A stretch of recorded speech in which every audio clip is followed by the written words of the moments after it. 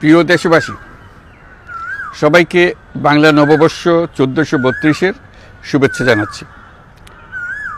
শুভ নববর্ষ।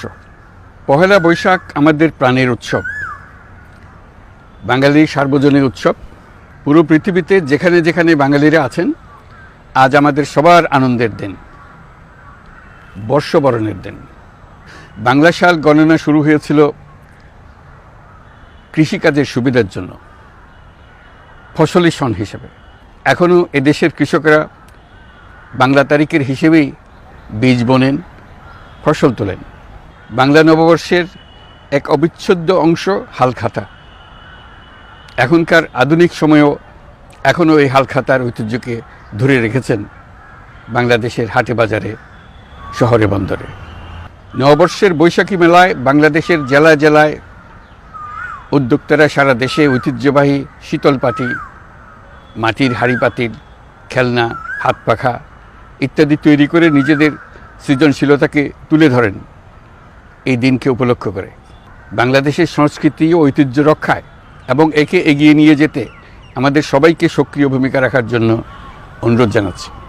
আমাদের এইসব ঐতিহ্য যেন আমাদের নিজেদের মধ্যে সীমাবদ্ধ না থাকে, আমাদের সংস্কৃতি যেন আমরা ছড়িয়ে দিতে পারি বিশ্বের দরবারে। বছরের এই দিনটিতেই আমরা সুযোগ পাই আমাদের সুদীর্ঘ ঐতিহ্যকে নতুনভাবে নতুন প্রজন্মের কাছে উৎসবমুখর পরিবেশে তুলে ধরতে এবং পৃথিবীর সামনে তুলে ধরতে।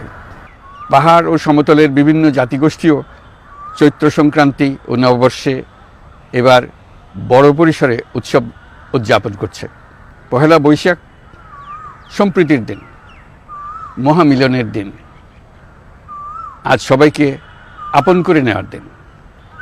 এবারের নববর্ষ নতুন বাংলাদেশের প্রথম নববর্ষ।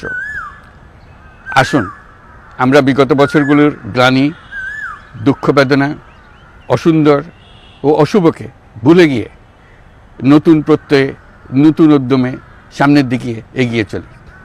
চলুন নতুন বাংলাদেশ গড়ে তুলি। 24-এর গণ অভ্যুত্থান আমাদের সামনে বৈষম্যহীন বাংলাদেশ গড়ে তোলার সুযোগ এনে দিয়েছে।